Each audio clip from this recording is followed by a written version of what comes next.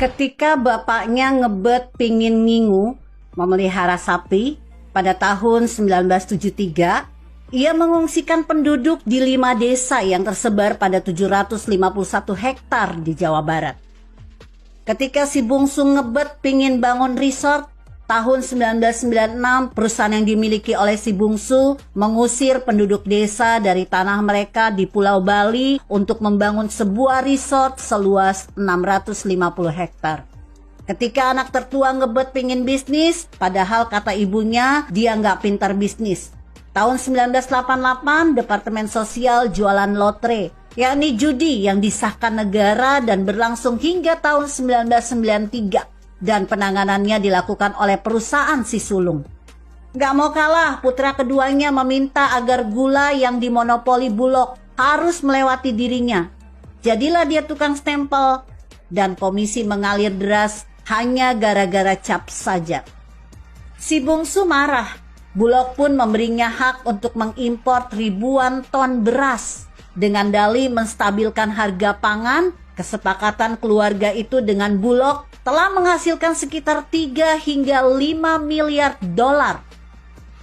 Pengen punya jalan tol, putri pertamanya langsung mendapat proyek raksasa, jalan tol dalam kota.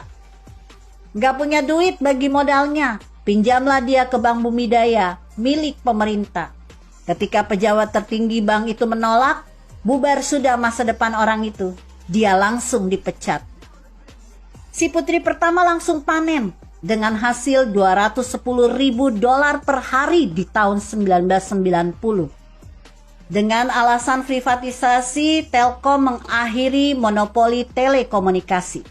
Putra kedua adalah penerima manfaat utama. Pada tahun 1993, lisensi untuk operasi sambungan langsung internasional dan untuk jaringan telepon digital diberikan pada perusahaan putra keduanya. Tahun 1995, nilai perusahaannya ditaksir sudah bernilai 2,3 miliar dolar.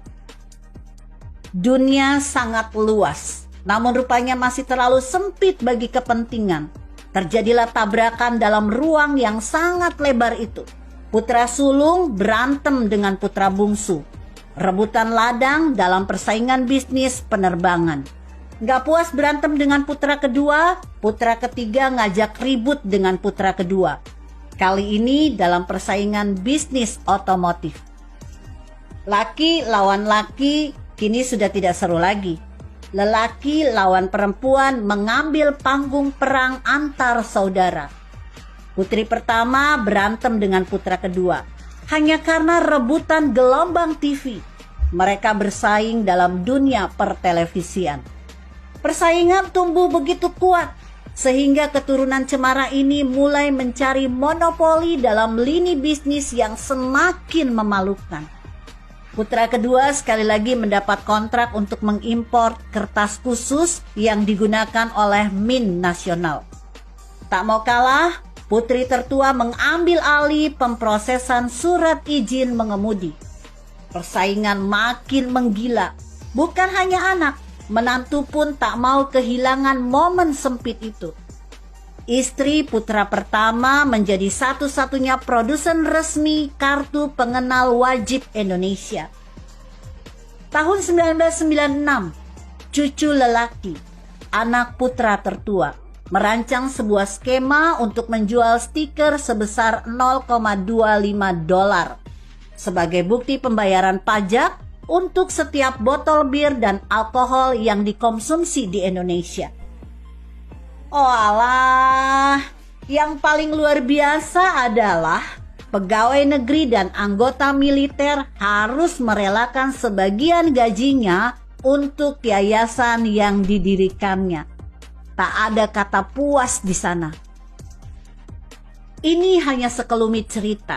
Bagaimana sebuah rezim yang terlalu lama berkuasa hanya demi menyedot habis uang negara. Masih ada ratusan kebijakan dan ratusan keputusan yang dibuat demi menumpuk kekayaan, tak ada puas itu. Cara mendirikan dan menguasai tanah untuk Grand Hyatt, Bali Cliff Hotel, Sheraton Nusa Indah Resort, Sheraton Laguna Nusa Dua, Bali Intercontinental Resort, Nico Royal Hotel, Four Seasons Resort di Jimbaran, hingga Bali Golf and Country Club di Nusa Dua. Tentu adalah kebijakan negara yang dipesan. Beruntung, 16 tahun kemudian Indonesia kedatangan seorang lelaki kurus. Dia orang yang sangat biasa, tak tampak ketegasan di wajahnya, tak tampak kepintaran pada kata-katanya. Hanya sorot matanya yang berbicara. Dia orang jujur. Apa yang sudah dicapai dalam 5 tahun pertamanya tak perlu lagi dipamerkan. Terlalu banyak capaiannya. Sungguh beruntung nasib bangsa ini. Penjarahan oleh oknum yang mengatasnamakan negara di masa lalu secara perlahan akan dikembalikannya. Sampai kapan? Sampai kita tetap mendukungnya tanpa lelah membangun negeri ini. Artikel ini ditulis Karto Bugel di sintesanews.com. Jika Anda berpendapat lain, berikan komentar Anda di kolom komentar. Saya Emma, Karisma 90.